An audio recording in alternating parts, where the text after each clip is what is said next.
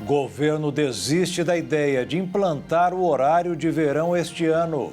Milhares de pessoas continuam sem luz 5 dias depois do apagão em São Paulo e a Defesa Civil alerta para o risco de um novo temporal. Presidente Lula volta a defender gastos com saúde e educação, mesmo depois do ministro da Fazenda, Fernando Haddad, dizer que o assunto é uma batata quente.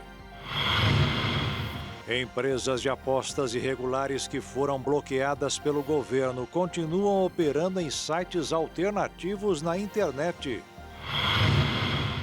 Missão da Organização dos Estados Americanos apontou ações do crime organizado nas eleições municipais brasileiras. Na Geórgia, nos Estados Unidos, juiz não aceita a contagem manual dos votos nas eleições presidenciais que foram antecipadas no estado. Cardiologistas europeus mudaram o parâmetro e agora não consideram normal a pressão arterial de 12/8. E no Brasil, onde são consumidos mais de 2 milhões de toneladas de pão todo ano, hoje também é comemorado o Dia Mundial da Alimentação. É a partir de agora, no Jornal das 22.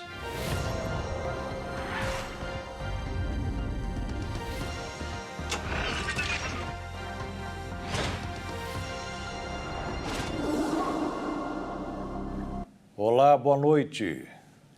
Agora é oficial. O ministro de Minas e Energia, Alexandre Silveira, afirmou que o horário de verão não voltará este ano. O governo vai avaliar nos próximos meses se deverá retomar a medida a partir de 2025. O ministro de Minas e Energia descartou a volta do horário de verão para este ano. Ele disse que a medida traz reflexos tanto positivos quanto negativos no setor elétrico e para a economia. Por causa disso, deve sempre ser estudada e estar na mesa para uma avaliação precisa do governo federal. Alexandre Silveira informou que, apesar da recomendação do Comitê de Monitoramento do Setor Elétrico, em setembro, a pasta avalia que houve melhora no cenário das chuvas e dos reservatórios de hidrelétricas, evitando o adiantamento dos relógios ainda neste ano. Chegamos à conclusão de não há necessidade de decretação do horário de verão para esse período, para esse verão. Nós temos a segurança energética assegurada, há o início de um processo de restabelecimento ainda muito modesto, mas de restabelecimento da nossa condição hídrica.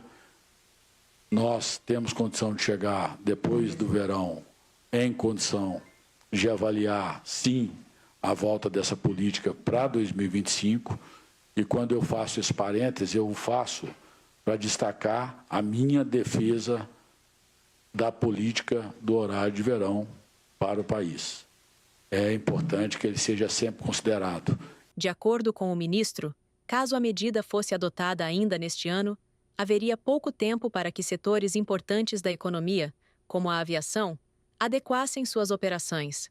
Na época em que estava em vigor, o horário de verão costumava ser implementado entre outubro e novembro e fevereiro e março de cada ano. Neste ano, a adoção da medida impediria o aproveitamento do pico de custo-benefício da medida, a partir de outubro. São Paulo chega ao 5º dia consecutivo de apagão. 74 mil imóveis permanecem sem a energia elétrica. A concessionária Enel diz que está trabalhando para restabelecer o fornecimento. Desde o temporal que atingiu o estado na última sexta-feira, mais de 2 milhões de clientes foram afetados com a falta do fornecimento de energia elétrica. Um dos motivos alegados foi a queda de árvores que atingiu a rede elétrica da concessionária Enel, que presta serviços em São Paulo. A falta de energia também afetou outros serviços essenciais. Muitos semáforos foram desligados e, apesar do esforço das equipes, alguns cruzamentos da capital, o abastecimento de água também foi afetado. Há quase um ano depois do apagão que atingiu a capital e cidades da região metropolitana em novembro de 2023, a empresa se comprometeu a aumentar o quadro de funcionários. De lá para cá, a empresa reduziu o número de empregados terceirizados e aumentou o número de funcionários próprios, mas o número total de colaboradores permanece o mesmo. O número de ocorrências com interrupção do fornecimento de energia elétrica vem aumentando ano após ano. Desde o início do ano até agosto, já foram registradas 224.046 ocorrências de interrupção no fornecimento de energia elétrica e o tempo médio para o atendimento era de 11 horas e 10 minutos. Em 2023, mais de 284 mil interrupções no fornecimento de energia foram registradas nas áreas de concessão da empresa distribuidora em São Paulo. Os dados levantados pelo Ministério Público de São Paulo apontou em um parecer técnico que a Enel Distribuição SP deixou de investir mais de 600 milhões de reais em infraestrutura nas cidades atendidas pela concessionária no estado entre 2020 e 2022. Nos últimos 3 anos, a empresa deveria investir cerca de 3 bilhões de reais, o que não aconteceu. A redução do valor investido vai na contramão do aumento de consumidores. Desde que assumiu a gestão, a Enel SP recebeu mais de 610 mil novos consumidores. O número saltou de 7 milhões e 300 mil em 2019 para 7 milhões e 900 mil no final do ano passado. Diante da gravidade da situação, o governador de São Paulo, Tarcísio Freitas, e prefeitos de 15 cidades da região metropolitana entregaram uma carta no Tribunal de Contas da União solicitando uma intervenção federal na Enel ou a suspensão do contrato de concessão da empresa. A empresa já se mostrou incapaz de prestar um serviço de qualidade no estado de São Paulo. A gente está falando do estado mais importante da federação em termos econômicos. A gente está falando do estado que representa mais de 30% do PIB brasileiro. Um terço do PIB brasileiro está aqui. Em coletiva de imprensa nesta quarta-feira, o ministro de Minas e Energia, Alexandre Silveira, repercutiu o apagão em São Paulo. Segundo Silveira, a Agência Nacional de Energia Elétrica, a ANEEL, ignorou uma recomendação da pasta para a abertura de um processo administrativo contra a Enel em 2023. Alguém conhece algum caso de caducidade no Brasil? Ninguém conhece. Nunca foi feito. O que foi feito no Brasil, no limite, foi intervenção. E por isso, o ministro de Minas e Energia do Brasil, quando aconteceu o evento ano passado, fez esse documento, que já é público e está na rede, determinando ao órgão competente a abertura de um devido processo legal para que se aplicasse todas as penalidades possíveis, inclusive possibilidade de intervenção, podendo se levar em casos de apuração de transgressões contratuais até a caducidade. E a ANEEL omitiu com relação à abertura desse processo. A Câmara dos Deputados aprovou na tarde de hoje o regime de urgência de um projeto de lei que permite que prefeituras possam fiscalizar a atuação de concessionárias de energia elétrica. O projeto prevê que prefeituras possam manifestar interesse em celebrar convênios de cooperação com o governo federal para realizar fiscalização e controle dos serviços prestados de distribuidoras de energia que atuem em seus respectivos municípios. O tema ganhou força recentemente após apagão de larga escala na Grande São Paulo ter afetado cerca de 2 milhões e 100 mil clientes sem energia elétrica. E a cidade de São Paulo se prepara para receber mais uma tempestade. A prefeitura até contratou geradores e vai colocar equipes de plantão para atender eventuais emergências previstas para a próxima sexta-feira. Essas condições climáticas preocupam toda a população que ainda se recupera do último temporal. De acordo com o Instituto de Meteorologia, o INMET, uma nova tempestade se aproxima da região metropolitana. Os especialistas emitiram um aviso de risco meteorológico entre sexta e domingo. O Instituto afirma que a capital terá pancadas de chuva com potencial para trovoadas e rajadas de ventos de até 60 km por hora. O volume total de chuva pode chegar a 95 milímetros na região metropolitana durante o período de alerta. As temperaturas devem variar entre mínima de 17 graus e máxima de 31 durante todo esse período. O estado do Pará enfrenta um severo período de estiagem. Segundo a Defesa Civil de Santarém, o rio Tapajós registrou o nível mais baixo da sua história. Em Santarém, oeste do Pará, a seca acontece em novembro.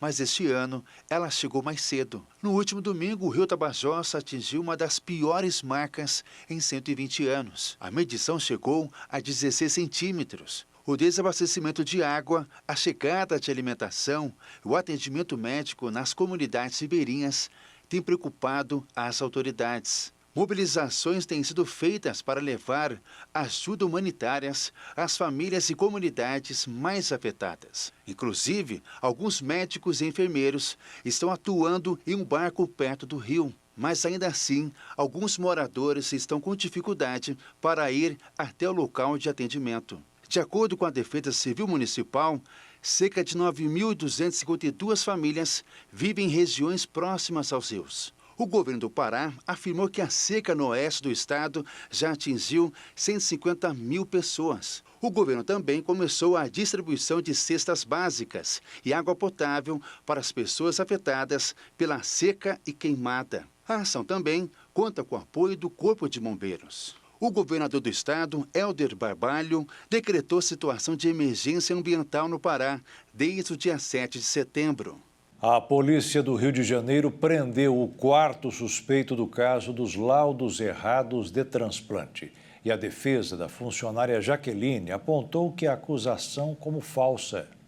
Um esquema no setor de saúde envolvendo a falsificação de laudos e a segurança de pacientes em um hospital estadual do Rio de Janeiro, a técnica de laboratório Jaqueline Iris Bacelar de Assis, de 36 anos, foi o centro de uma série de investigações. A assinatura da técnica apareceu em laudos que confirmaram de forma errada a ausência de HIV em doadores de órgãos. A mulher está ligada ao laboratório PCS Saleme e se apresentou à polícia na última terça-feira. Jaqueline não tem formação em biomedicina e é acusada de ter assinado pelo menos 5 laudos em exames realizados no Hospital Estadual Carlos Chagas. Os documentos incluem hemogramas e testes laboratoriais e todos levam a assinatura dela, junto de um número de registro que, na verdade, pertence a outro profissional. O erro nos exames fez com que 6 pacientes recebessem transplantes de órgãos infectados com vírus. Jaqueline nega qualquer envolvimento no caso. De acordo com o PCS e o Saleme, a técnica teria apresentado um diploma falso de biomédica no momento da contratação. Além dela, outros 2 suspeitos já estão presos. Walter Vieira, sócio do laboratório, e Evanilson Fernandes dos Santos. Já o Cléber de Oliveira Santos, outro investigado, foi preso hoje depois de ficar foragido desde segunda.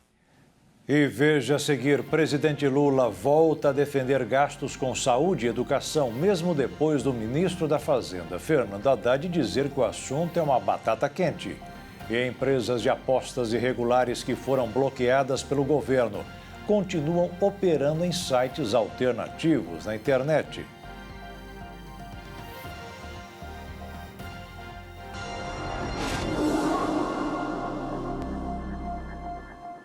O presidente Luiz Inácio Lula da Silva voltou a defender hoje os gastos com saúde e educação. Já o ministro da Fazenda, Fernando Haddad, considera o assunto uma batata quente para as contas públicas. As declarações foram dadas pouco antes de uma reunião com banqueiros convocados para uma reunião.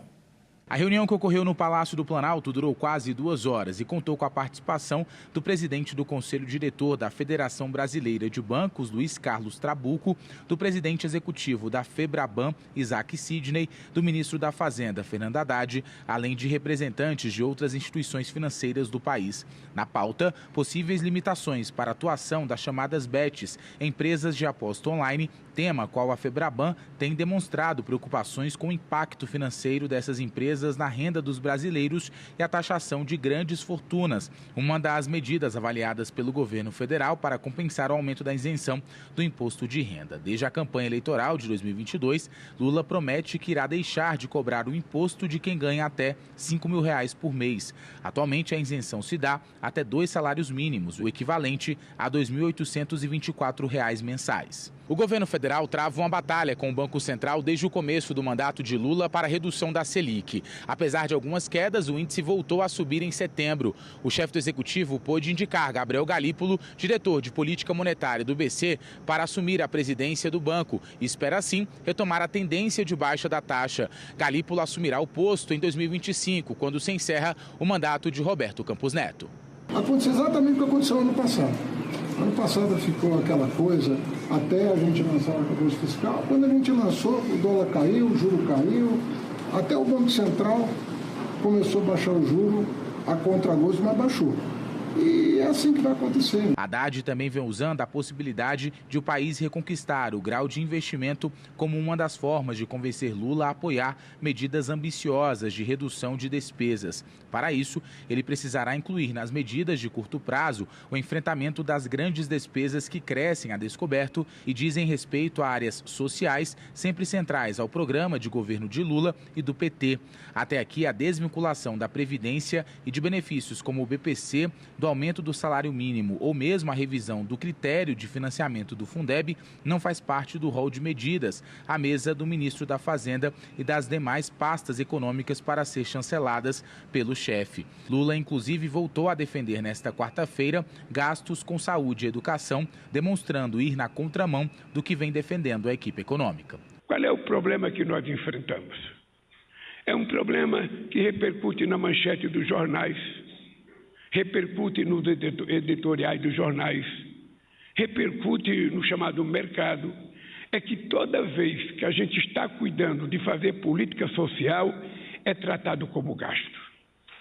Toda vez. É inacreditável.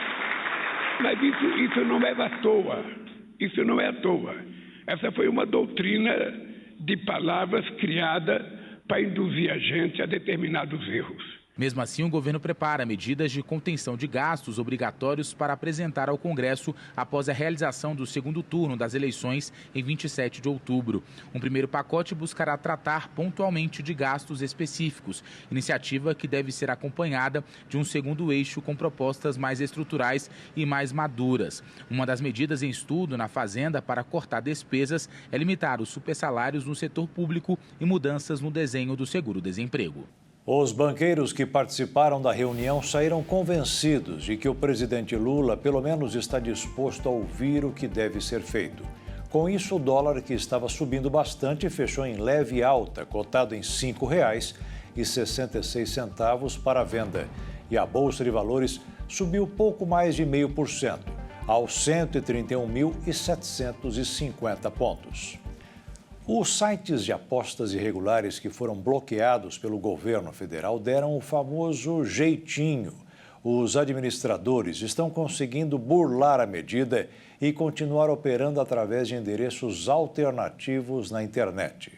Segundo um levantamento divulgado recentemente, 18 empresas de apostas, conhecidas também como bets, que foram consideradas irregulares pelo governo federal e bloqueadas, seguem em funcionamento, utilizando sites alternativos na internet. Segundo a denúncia, os endereços alternativos utilizados por essas bets são quase idênticos aos originais que foram bloqueados. E a estratégia bolada para burlar a proibição foi bem simples: inserir após o nome original da página uma sequência de caracteres, como por exemplo números. De acordo com a Associação Nacional de Jogos e Loterias, um dos problemas para barrar as bets irregulares no Brasil é a facilidade que essas empresas encontram para criar novos sites. Segundo eles, basta apenas a criação de um novo link em domínio diferente para que a plataforma volte a funcionar normalmente. Ao ser procurada para comentar sobre os novos sites,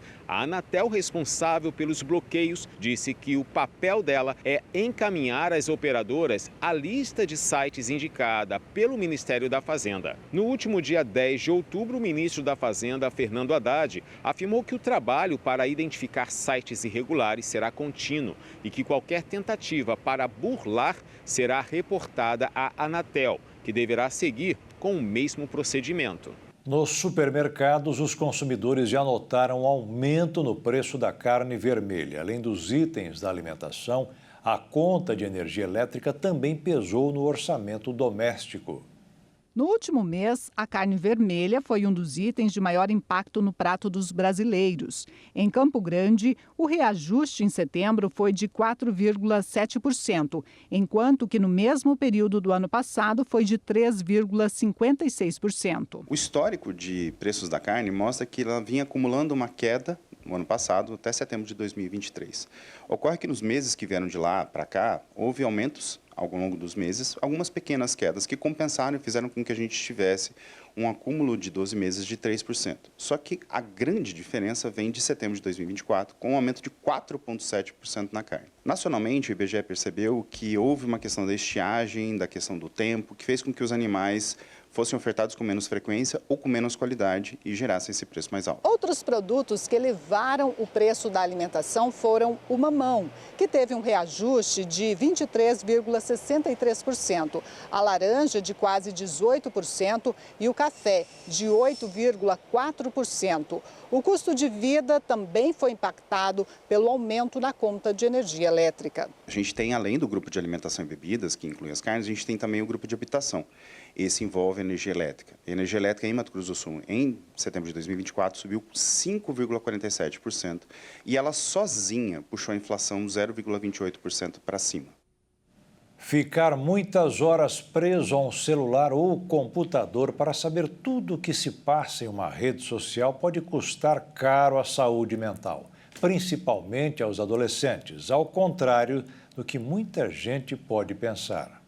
Atualmente, um adolescente passa em média mais de 4 horas por dia nas redes sociais, buscando não só entretenimento, como também conexão e a satisfação que a internet proporciona. A Universidade de Oxford, na Inglaterra, realizou uma pesquisa com 7.000 adolescentes e os resultados foram alarmantes. O uso excessivo das redes sociais é capaz de gerar danos à saúde mental, como ansiedade, depressão ou falta de sono. Com os sentimentos à flor da pele, são comuns as dificuldades no período da adolescência. Em uma fase geralmente complicada, os jovens são os mais afetados e influenciados pelas plataformas digitais. Quando a dopamina liberada pelo cérebro interage com a internet, eles ficam dependentes dessa euforia. A concentração e o desenvolvimento de raciocínio também são afetados, dificultando a aprendizagem, em certos casos até mesmo a interação com outras pessoas. Os pesquisadores planejam ampliar o estudo e analisar mais de 50.000 participantes. O objetivo é examinar a saúde mental dos jovens durante 10 anos e os dados criarão um mapa único de saúde mental dos adolescentes. O celular não é o vilão, mas deve ser usado de forma segura. Por isso, estimular a prática de esportes e atividades físicas, estabelecer ambientes, o horário sem o uso de celulares e apreciar o mundo à sua volta são algumas das indicações para um uso consciente das redes.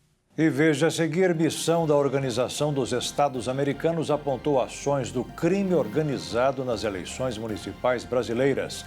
E na Geórgia, nos Estados Unidos, um juiz não aceitou a contagem manual dos votos nas eleições presidenciais que foram antecipadas no estado.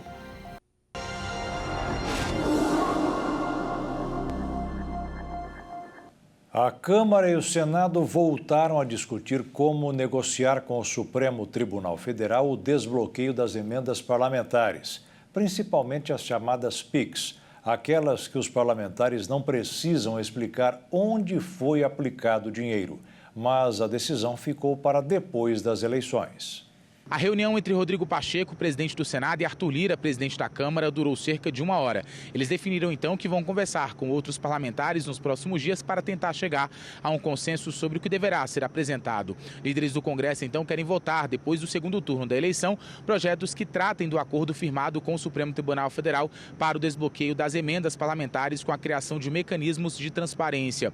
Uma das possibilidades é uma proposta do senador Ângelo Coronel, que é do PSD da Bahia, mas que ainda não foi protocolado. O parlamentar apresentou o projeto para Pacheco, Lira e também o ministro da Casa Civil, Rui Costa, além do líder do governo no Senado, Jacques Wagner. Um dos pontos ali, que o texto prevê, por exemplo, é que todos os dados sobre alocação e execução das emendas parlamentares estarão disponíveis no portal da transparência. A principal exigência do ministro Flávio Dino para liberar os repasses é justamente essa transparência, a disponibilização de informações que deixem ali o mais claro possível os autores das indicações do dinheiro e também do destino. O projeto do senador deve trazer ainda regras para que as chamadas emendas PICs priorizem obras inacabadas, atendimento também a calamidades. Além disso, a execução das emendas será fiscalizada pelo Tribunal de Contas da União, TCU, e outros órgãos competentes. Ele quer propor ainda limites ali. Cada bancada estadual poderá apresentar até 10 emendas. Em sua decisão mais recente, então, na semana passada, Dino manteve as emendas suspensas suspensas, pois, segundo ele, há uma carência de cumprimento das decisões judiciais por parte do Congresso. Além disso, também é importante lembrar que o senador Confúcio Moura, do MDB então de Rondônia, relator da Lei de Diretrizes Orçamentárias, já disse que pretende incorporar em seu relatório da LDO uma parte do acordo entre os três poderes sobre as emendas. O relatório preliminar da missão de observação eleitoral da Organização dos Estados Americanos revelou nesta quarta-feira preocupações graves em relação às eleições municipais brasileiras deste ano, como a interferência do crime organizado. Um grupo de 15 observadores de 9 nacionalidades estiveram no Brasil para acompanhar as eleições deste ano. Eles apresentaram um documento de 26 páginas, relatando as ações de grupos criminosos para coagir eleitores e restringir a presença de candidaturas em suas áreas de controle. De acordo com o documento, a missão observou a preocupação crescente de vários atores com que se reuniu para discutir o risco do crime organizado no âmbito da política. Por conta disso, o grupo manifestou o receio da ação de grupos criminosos de impor restrições de mobilidade nas áreas sob seu controle, afetando as candidaturas locais, bem como exercer coerção sobre os eleitores de algumas comunidades para influenciar o voto. O grupo expressou a preocupação com a entrada de fundos ilícitos, especialmente provenientes do tráfico de drogas nas eleições. O relatório constatou ainda a escalada da violência política nas eleições, dizendo que os observatórios de violência política de organizações acadêmicas e da sociedade civil registraram de janeiro a 1º de outubro de 2024 quase 500 atos de violência contra políticos, o que representa um aumento de 58,9% em relação aos 295 eventos registrados no mesmo período em 2020. O relatório também mencionou as agressões ocorridas durante debates nas eleições de São Paulo. Em um deles, o candidato José Luiz da Atena, do PSDB, que deu uma cadeirada em Pablo Marçal, do PRTB. Em outubro, um assessor de Marçal agrediu o marqueteiro de Ricardo Nunes, do MDB, Duda Lima. A missão de observação eleitoral da Organização dos Estados Americanos lamentou esses acontecimentos que prejudicam o necessário debate de ideias e propostas e não refletem o civismo com o qual a cidadania brasileira compareceu às urnas para votar. O PT, Partido dos Trabalhadores, assinou um documento do Foro de São Paulo que reconhece a vitória de Nicolás Maduro nas eleições presidenciais da Venezuela, realizadas em julho deste ano. A vitória do ditador foi contestada por vários países, que declararam o opositor Edmundo González como o novo presidente. A eleição foi marcada por denúncias de perseguição a políticos e fraude na contagem dos votos. Até hoje, o governo de Maduro não apresentou as atas para provar o resultado.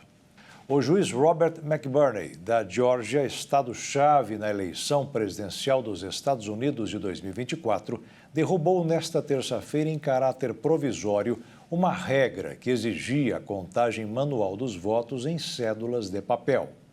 A decisão é uma vitória para os democratas, grupos liberais de direitos de voto e alguns especialistas jurídicos que expressaram preocupações de que os aliados de Donald Trump poderiam se recusar a certificar os resultados caso o ex-presidente perca para a vice-presidente democrata Kamala Harris nas eleições presidenciais do próximo mês. Eles também argumentaram que as novas regras aprovadas pela maioria e endossadas por Trump e pelo Conselho Eleitoral do Estado poderiam ser usadas para impedir ou atrasar a certificação e minar a confiança pública nos resultados. O Conselho Eleitoral do Estado aprovou no mês passado a regra que exige que 3 trabalhadores de sessão contem manualmente os votos em papel após o fechamento das urnas. Ao bloquear a regra de contagem manual, McBurney observou que não há diretrizes ou ferramentas de treinamento para a sua implementação e que o secretário de Estado havia declarado que a regra foi aprovada tarde demais para o seu escritório fornecer treinamento ou suporte porte significativo. O juiz também escreveu que não foram feitas provisões nos orçamentos eleitorais do condado para fornecer colaboradores ou despesas adicionais associadas à regra. A turbulência decorre da tomada do Conselho Eleitoral do estado da Geórgia no início deste ano por aliados de Trump, depois que legisladores republicanos removeram o secretário estadual que resistiu aos esforços de Trump para subverter a eleição de 2020. A maioria do Conselho Eleitoral começou a fazer mudanças nas regras eleitorais, muitas delas propostas por aliados de Trump nos últimos meses. Na Geórgia, os eleitores fazem suas seleções em uma máquina de votação com tela sensível ao toque, que em seguida imprime uma cédula de papel com uma lista legível das escolhas do eleitor, bem como um código que é lido por um scanner para contar os votos. O presidente da Ucrânia, Volodymyr Zelensky, apresentou nesta quarta-feira ao parlamento seu plano para a vitória.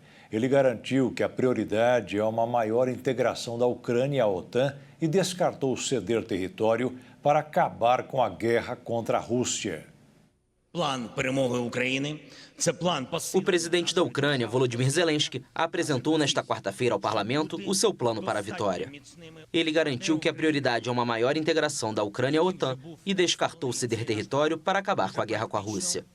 Moscou conquistou cerca de 1/5 do território ucraniano desde o início de sua invasão em fevereiro de 2022. Якщо ми не посилимось суттєво зараз, Путін встигне суттєво посилитись. Se não dermos um passo à frente agora, Putin terá tempo para fazê-lo no próximo ano e, por fim, a diplomacia para sempre. A Rússia deve perder a guerra contra a Ucrânia. Não pode haver congelamento como está. Não pode haver uma troca de território ou soberania ucraniana. Це не заморозка і це не торгівля територіями чи суверенітетом України. Ми повинні... Zelensky defendeu a implantação de meios de dissuasão não nucleares no seu país e especificou que os detalhes do seu plano foram compilados em um anexo secreto enviado para Estados Unidos, Reino Unido, França, Itália e Alemanha. O projeto vai estar na pauta da reunião ministerial da OTAN, que começa quinta-feira em Bruxelas. A diplomacia russa acusou Zelensky de empurrar os países da aliança militar para um conflito direto com Moscou. Ele insiste novamente em obter permissão para usar armas de longo alcance em território russo. Zelensky, ou pelo menos aqueles que escreveram seu discurso, estavam bem conscientes de onde isso iria levar, porque os líderes russos falaram sobre isso há literalmente uma semana. O Kremlin exige que Kiev desista dos territórios que já controla no leste e no sul da Ucrânia como pré-condição para negociações de paz. O Hezbollah intensificou os ataques contra o norte de Israel, lançando aproximadamente 50 projéteis em direção ao território israelense. De acordo com as forças de defesa de Israel, parte desses projéteis foi interceptada pelo sistema de defesa antiaérea. A recente ofensiva do Hezbollah ocorre em meio a um cenário já tenso entre Israel e o grupo militante baseado no Líbano. Na noite anterior, o vice-secretário-geral do Hezbollah, Naim Qassem, havia alertado sobre uma possível escalada de violência caso Israel não aceitasse um cessar-fogo, segundo Qassem. O grupo está preparado para intensificar ainda mais seus ataques, atingindo com mais profundidade o território israelense. Este aviso veio após o governo de Israel, liderado pelo primeiro-ministro Benjamin Netanyahu, declarar que não aceita um cessar-fogo unilateral nas hostilidades com o grupo Hezbollah. As forças de defesa de Israel mantêm uma vigilância rigorosa sobre as fronteiras com o Líbano, principalmente nas áreas que mais sofrem com os frequentes ataques do Hezbollah. Os sistemas de defesa antimísseis, como o Domo de Ferro, têm desempenhado um papel crucial na proteção da população israelense ao interceptar grande parte dos foguetes lançados contra o país. Na última ofensiva, o sistema de defesa conseguiu neutralizar boa parte dos projéteis que cruzaram o espaço aéreo de Israel. No entanto, a tensão continua elevada e o governo de israelense alerta que novos ataques podem acontecer a qualquer momento, à medida que o conflito com o grupo libanês se intensifica. Em resposta aos ataques, as forças de defesa de Israel seguem monitorando as atividades na fronteira e reforçando suas defesas em áreas estratégicas. O governo do Líbano anunciou que o prefeito da cidade de Nabatie, Ahmad Kahil, é um dos 16 mortos durante uma série de bombardeios das Forças Armadas de Israel contra a cidade do sul do país, que atingiu o prédio da prefeitura nesta quarta-feira, enquanto políticos participavam de uma reunião. De acordo com as autoridades de saúde do Líbano, outras 52 pessoas ficaram feridas. A governadora de Nabatie, Roaida Turk, confirmou que o prefeito da cidade estava entre os mortos, referindo-se ao ataque como um massacre. O bombardeio israelense atingiu o prédio da prefeitura no momento em que o líder político e sua equipe participavam de uma reunião de gerenciamento de crise. Equipes de resgate afiliadas ao Hezbollah também confirmaram que o prefeito estava entre as vítimas do ataque. A ofensiva provocou reações na cúpula política do país. O primeiro-ministro Najib Mikati condenou os ataques israelenses, acusando as forças do Estado judeu de mirarem intencionalmente a reunião dos líderes políticos locais. Segundo o governo do Líbano, Israel já realizou 10 mil ataques no país em menos de um mês. E veja a seguir, cardiologistas europeus mudaram o parâmetro e agora não consideram normal a pressão arterial de 12/8. E no Brasil, onde são consumidos mais de 2 milhões de toneladas de pão todo ano, hoje também é comemorado o Dia Mundial da Alimentação.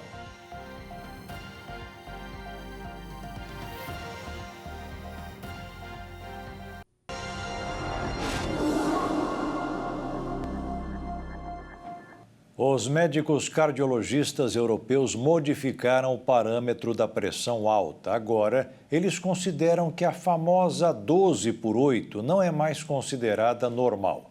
Quando isso acontece, é sinal de iniciar um trabalho preventivo para evitar a hipertensão. A hipertensão, conhecida como pressão alta, tornou-se uma preocupação crescente no Brasil, onde cerca de 45% dos adultos entre 30 e 79 anos são afetados pela condição, conforme a Organização Mundial da Saúde. O país registra mais de 50 milhões de pessoas com hipertensão, o que as coloca em risco elevado de problemas graves, como infarto e AVC. Para reforçar o diagnóstico e tratamento precoce, novas diretrizes de saúde passaram a classificar a pressão arterial de 12/8 como elevada e não mais dentro dos padrões considerados saudáveis. O novo critério internacional apresentado no Congresso Europeu de Cardiologia tem o objetivo de facilitar o diagnóstico e incentivar o tratamento em estágios iniciais. Agora, a pressão de 12/8 é considerada elevada, enquanto a partir de 14/9 já configura quadro de hipertensão. Com a simplificação dos parâmetros, o intuito é evitar complicações cardiovasculares, já que o descontrole da pressão arterial é o principal fator de risco para doenças cardíacas, as maiores causadoras de mortes no Brasil, onde uma pessoa falece a cada 90 segundos por problemas no coração ou nos vasos sanguíneos. Muitas vezes silenciosa, a hipertensão pode se manifestar com sintomas como dores de cabeça persistentes, tonturas, visão turva, dor no peito e falta de ar. Diante do diagnóstico, o tratamento envolve geralmente o uso de medicamentos, acompanhamento médico e mudanças no estilo de vida, como a prática regular de exercícios físicos, alimentação com baixo teor de sal, controle do peso e abandono do tabagismo. Prevenir a hipertensão é possível com hábitos saudáveis. Medidas como evitar o excesso de sal, optar por uma dieta rica em frutas, verduras e fibras, praticar atividades físicas regularmente, evitar o estresse, manter o peso saudável e realizar um check-up médico com frequência são essenciais. As mudanças nas diretrizes foram recebidas com algumas críticas, com parte dos especialistas, ponderando que a nova classificação pode gerar confusão entre a população e os próprios profissionais de saúde. No entanto, a intenção é que o alertar para a pressão elevada incentive o tratamento preventivo, uma vez que mais da metade das pessoas com pressão alta ainda desconhece a condição, o que eleva os riscos para a saúde. O tempo vai esquentar ainda mais e o uso do ar-condicionado terá que ser ampliado, principalmente nos países em desenvolvimento como o nosso. A conclusão está em um estudo da Agência Internacional de Energia divulgado hoje. O aumento do uso de ar-condicionado será um dos grandes impulsionadores do consumo de eletricidade no mundo nos próximos 10 anos, aponta a Agência Internacional de Energia em seu principal relatório World Energy Outlook, publicado nesta quarta-feira. Segundo a agência, o uso de energia para resfriar ambientes domésticos deve aumentar 280% até 2050, resultado de temperaturas cada vez mais elevadas e do aumento da renda. Esse salto na demanda por eletricidade representaria 14% da necessidade total de energia em edifícios até 2050, em comparação com menos de 7% atualmente. Será um volume maior do que o consumo de eletricidade de todo o Oriente Médio nos dias de hoje. De acordo com o relatório, o ar-condicionado precisará de 697 terawatts-hora extras de eletricidade até 2030, mais de 3 vezes a demanda adicional de centros de dados de computadores. Veículos elétricos, por sua vez, precisarão de 850 terawatts-hora extras. Os pesquisadores da Agência Internacional de Energia, organização dedicada a garantir a segurança energética global, apontaram que a melhoria da renda no mundo em desenvolvimento e temperaturas mais altas devido às mudanças climáticas é que levarão a essa mudança no padrão do consumo, apesar de a demanda por combustíveis fósseis, como carvão, petróleo e gás, deva atingir seu pico antes do fim desta década. Havendo um aumento expressivo do uso de fontes de energia renováveis, o atual cenário global não aponta para uma posterior redução acentuada das emissões de gases estufa. Dessa forma, o planeta está em uma trajetória de aquecimento de 2,4 graus, bastante acima da meta preferencial de 1,5 grau, estabelecida pela comunidade internacional no Acordo de Paris e do limite considerado pelos cientistas para impedir os piores efeitos das mudanças climáticas. As conclusões são do novo relatório anual da Agência Internacional de Energia, lançado há menos de um mês do início da COP29, a Convenção do Clima da ONU, que acontece entre 11 e 22 de novembro em Baku, capital do Azerbaijão. Com base nas políticas atuais, as projeções do relatório indicam que o mundo está prestes a entrar em um novo contexto de mercado energético, marcado por contínuos riscos geopolíticos, mas também por uma oferta relativamente abundante de diferentes combustíveis e tecnologias. De acordo com o diretor da Agência Internacional de Energia, na segunda metade desta década, a perspectiva de uma oferta mais abundante ou mesmo excedente de petróleo e gás natural, dependendo de como as tensões geopolíticas evoluírem, nos colocaria em um mundo energético muito diferente do que experimentamos nos últimos anos durante a crise energética global. Segundo ele, essa situação poderia representar algum alívio nos preços para os consumidores, além de uma oportunidade para a revisão dos atuais mecanismos de apoio às fontes poluidoras. A Johnny, um bebê koala, mal cabia em uma mão quando foi resgatado de uma estrada de Sydney, onde um carro atropelou sua mãe, a principal causa de morte desses marsupiais na Austrália. A expansão urbana, a destruição do habitat e a disseminação da clamídia estão dizimando a população de um dos animais mais icônicos da Austrália. Nos últimos 2 anos, Emma Meadows e outros voluntários da ONG Wires resgataram 40 koalas de acidentes de trânsito. Mas o número de koalas vítimas de tais acidentes é provavelmente muito maior. A Juni foi encontrado sozinho no meio da Appin Road, se dirigindo a Sydney logo depois da meia-noite. Ele foi resgatado por um motorista que obviamente desviou para evitar o atropelamento e então parou para pegar o animal. A mãe do filhote morreu atingida por um carro, a principal causa de morte desses marsupiais na Austrália. Entre 95 mil e 524 mil indivíduos vivem na natureza no país, enquanto havia milhões antes da chegada dos europeus no século XVII. Canberra declarou os koalas da costa leste oficialmente ameaçados de extinção em 2022. Nossos netos, ou pelo menos os netos deles, só poderão ver talvez koalas em um zoológico se tiverem sorte. A situação se repete à extinção do tigre da Tasmânia. Os cientistas estimam que a Austrália tem a maior taxa de extinção de mamíferos do mundo, com cerca de 100 espécies exclusivas da flora e da fauna do país, que desapareceram nos últimos 123 anos. Embora existam regulamentações para proteger os habitats dos koalas, a mata onde eles vivem continua a ser explorada. Outra ameaça aos coalas é a clamídia, uma bactéria sexualmente transmissível que foi observada pela primeira vez nos animais há cerca de 50 anos e, desde então, dizimou populações locais inteiras. Uma grande parte da população de coalas está infectada. Há um número significativo no sudoeste de Sydney que é livre de clamídia. Essa é a população que todos protegem com muito ciúme para tentar garantir que continuem sendo férteis.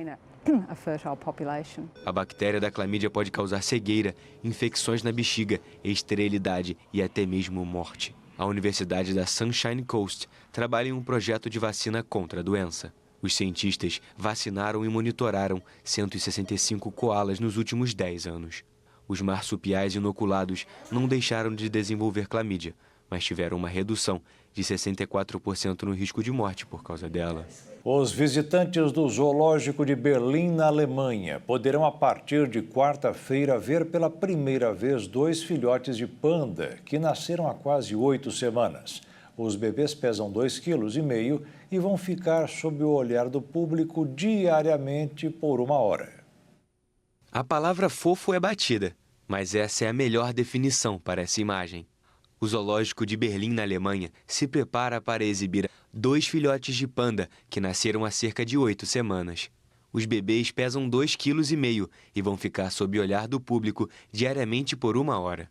Desde que nasceram, em 22 de agosto, os filhotes ainda sem nome estão sob os cuidados da mãe Meng Meng e de uma equipe de profissionais que inclui especialistas da base Panda de Chengdu, na China. Os veterinários explicaram que os pandinhas vão ser monitorados para garantir que o impacto da exposição não afete a saúde deles.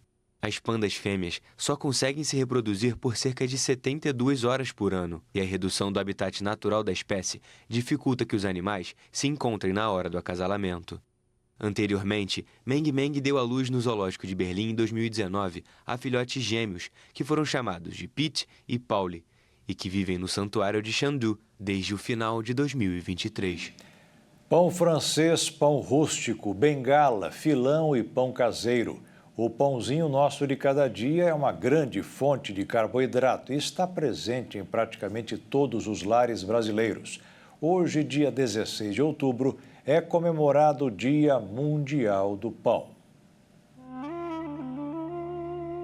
A história do pão é antiga. Ele teria surgido há mais de 6.000 anos, quando os egípcios descobriram a fermentação do trigo. Ali ele era considerado um alimento básico e era símbolo de poder.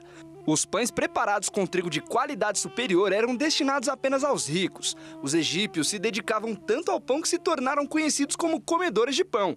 Quando o homem começa a controlar o processo de fermentação, a técnica de fazer pão se aprimorou e se espalhou pelo mundo afora. Para homenagear essa iguaria tão variada, tão popular e tão consumida, foi criado o Dia Mundial do Pão, celebrado hoje. O dia foi instituído em 2000 em Nova York pela União dos Padeiros e Confeiteiros. O produto chegou ao Brasil por meio dos portugueses. Eles traziam pães e os índios então provaram, aquilo que era totalmente estranho. Os pães que foram provados pelos índios eram muito rústicos e duros, provavelmente eram pela longa viagem. O pão é um alimento versátil e saboroso que acompanha o brasileiro desde o café da manhã até o jantar. Mas como tudo na vida, o consumo moderado e consciente é fundamental. Afinal, o pão não é só carboidrato, ele também é fonte de vitaminas do complexo B e, em algumas versões, fibras e minerais. São cerca de 240 mil toneladas de pão francês consumidos por ano, só no estado de São Paulo. No país, cada pessoa come em média 31 quilos de pão por ano. No Brasil, são consumidos mais de 2 milhões de toneladas de pão todo ano. Ele pode ser o tradicional pão francês, com cereais, mel, manteiga e até mesmo sem glúten. A verdade é uma só: pão é uma delícia, tanto que ganhou um dia especial, o dia 16 de outubro.